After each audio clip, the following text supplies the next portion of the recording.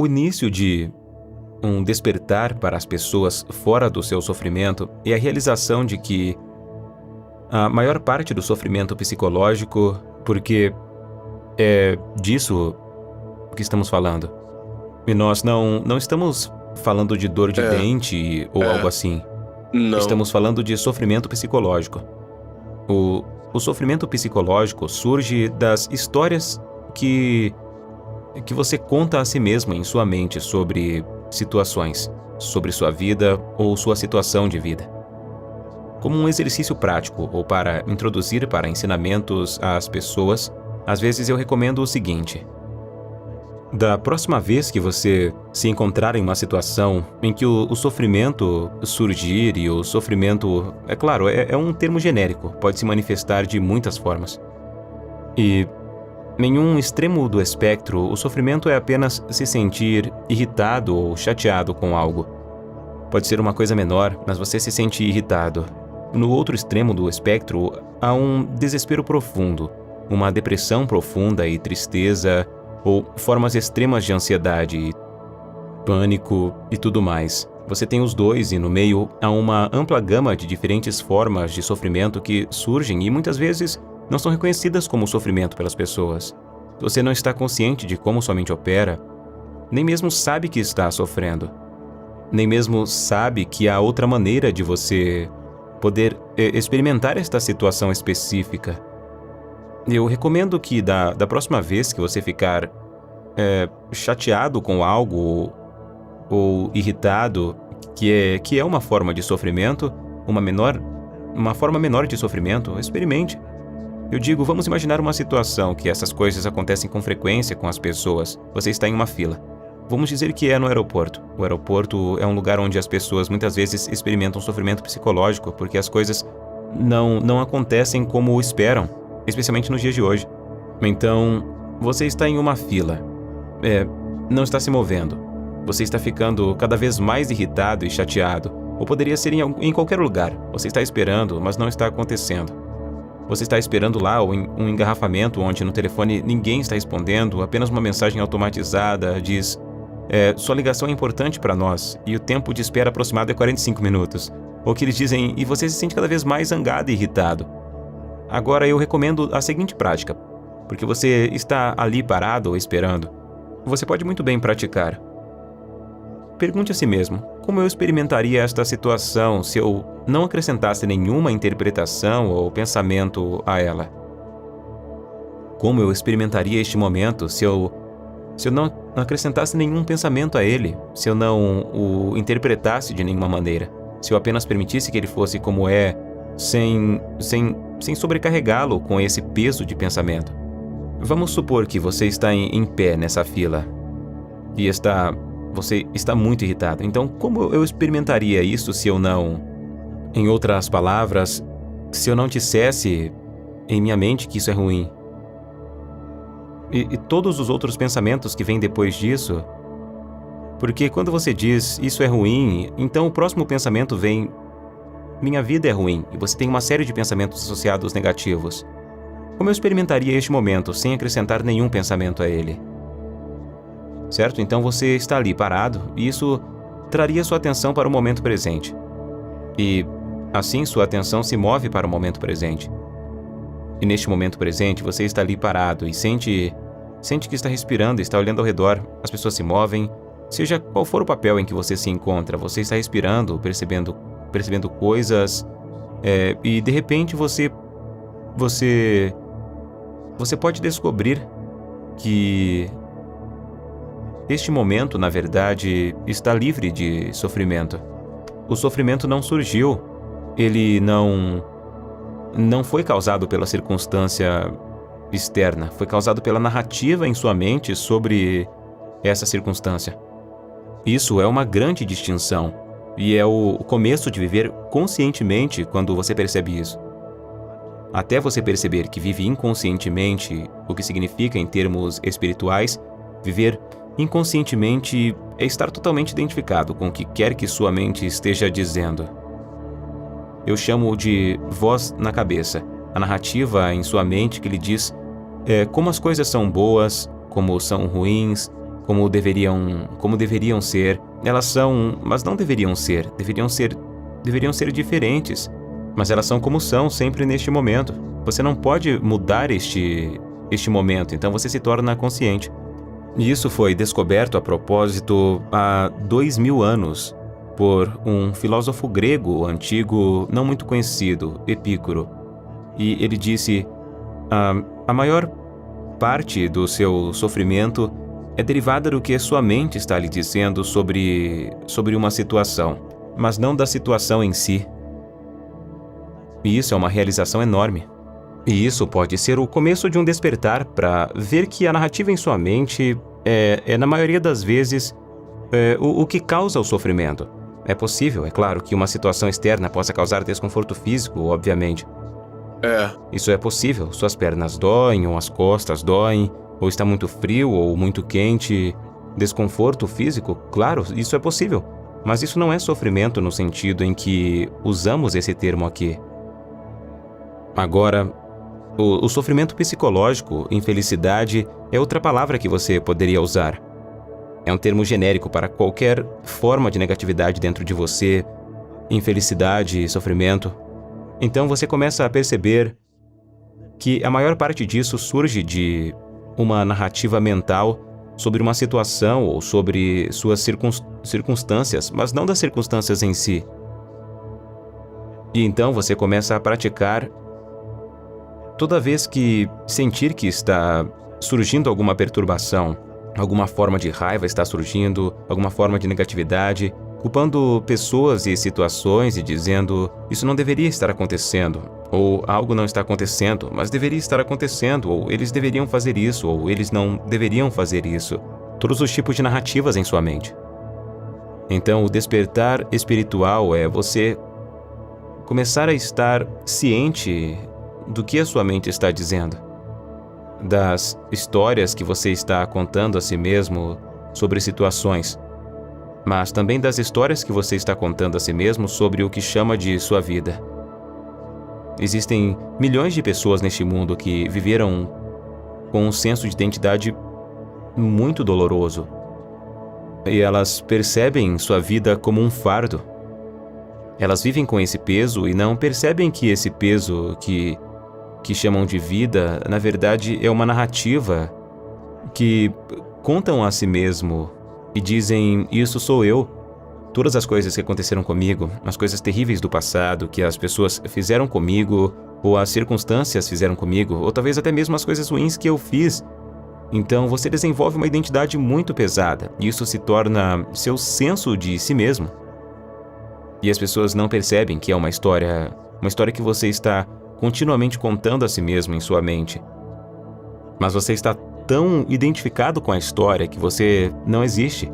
Você está fora da história. E assim é isso que em algumas tradições espirituais é chamado de o eu. Buda chamou de o eu, que é o senso de si mesmo feito pela mente. Que Buda disse que, no final, ele reconheceu que esse senso de si feito pela mente é, em última análise, uma espécie de ficção pela qual você vive. E então, agora, quando você percebe que este é o caso, isso significa que, neste ponto de realização, outra dimensão da consciência surgiu em você, que não é a sua mente. Poderíamos chamar isso de consciência ou poderíamos chamá-lo de presença. Portanto, quando você percebe que sua mente está fazendo, isso não faz parte da mente conceitual que trabalha por meio de histórias e palavras e conceitos. É uma dimensão mais profunda. Ou você poderia dizer uma dimensão mais elevada da consciência que surgiu de repente. Eu costumo chamar de presença, mas outra boa palavra para isso é consciência. Portanto, a consciência é a capacidade de saber que sua mente está fazendo. E então, a coisa maravilhosa é que a princípio são apenas vislumbres. Quando você se desvincula da mente, você diz: uou. Então você tem momentos em que não está sofrendo, porque permite que este momento seja como é. E quem nós somos quando nos desvinculamos da nossa própria mente? Muita boa pergunta. Sim. ah, a princípio você estava identificando como a mente conceitual. A mente que cria histórias e o seu senso de identidade era a história de mim. Meu passado, minha memória, minhas crenças, Isso mesmo. todos esses pensamentos que estão acumulados no banco da minha mente do passado, que eu disse a mim mesmo, isso aconteceu comigo, isso está errado comigo, é por isso que eu não sou bom o suficiente, essa pessoa fez isso. Exatamente. Ok. Agora, quando a consciência surge, o seu senso de quem você é, sua sensação de identidade começa a se deslocar de estar alojado na mente conceitual, a voz na cabeça. Ele vai para um lugar mais profundo e você percebe que quem você é em sua essência é, na verdade, a própria consciência.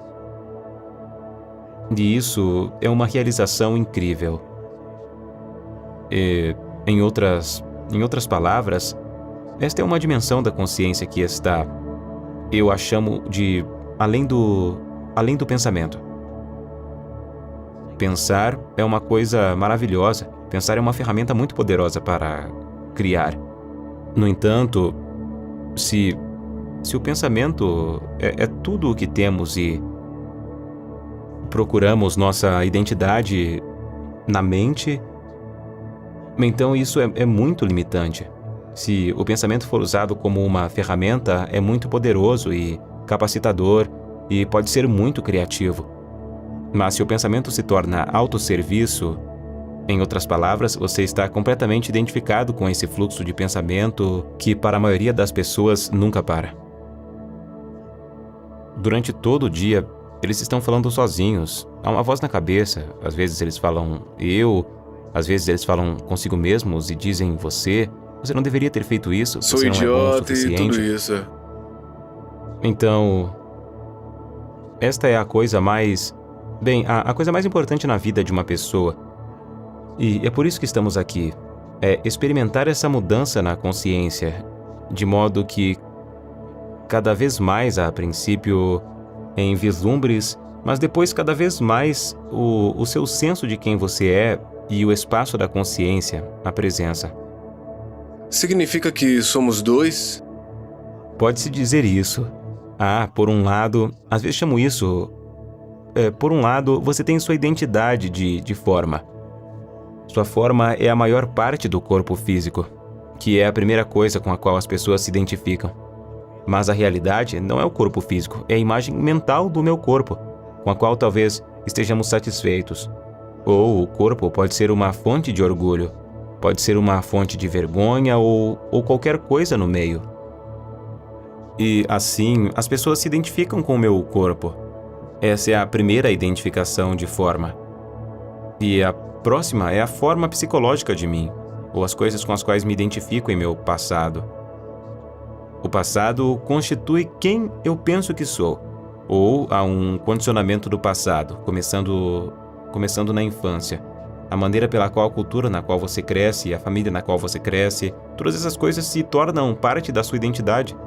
Você tem uma forma, eu chamo de identidade de forma. Todos têm, obviamente. Não importa o quanto consciente você seja, você continua a ter um corpo físico até que não tenha mais. E você tem uma identidade de forma. Apenas forma psicológica. Mas também há uma identidade mais profunda, que isso é um despertar espiritual. Eu chamo de identidade essencial. Sua essência. E sua essência são, se quisermos usar usamos o termo consciência e usamos o termo presença. Mas outro termo que podemos usar, o que isso realmente é consciência. A essência de quem você é, a consciência, a luz da própria consciência. E isso é algo para ser experimentado. Você não pode entender conceitualmente do que estou falando, a menos que experimente neste momento. E talvez o único momento que existe, a menos que você experimente o que isso significa, que você é uma essência a consciência, o espaço ou a luz da consciência entre dois pensamentos. Por exemplo, às vezes, um pensamento que chega ao fim, outro pensamento ainda não surgiu. Você tem um intervalo de 5 segundos ou 10 segundos.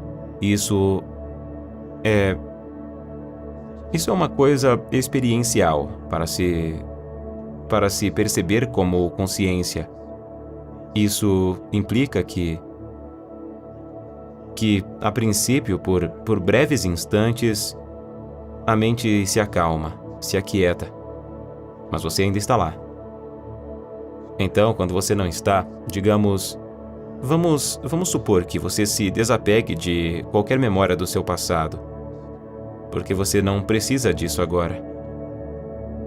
Você não se lembra do seu passado de forma alguma, ou do seu nome ou qualquer coisa.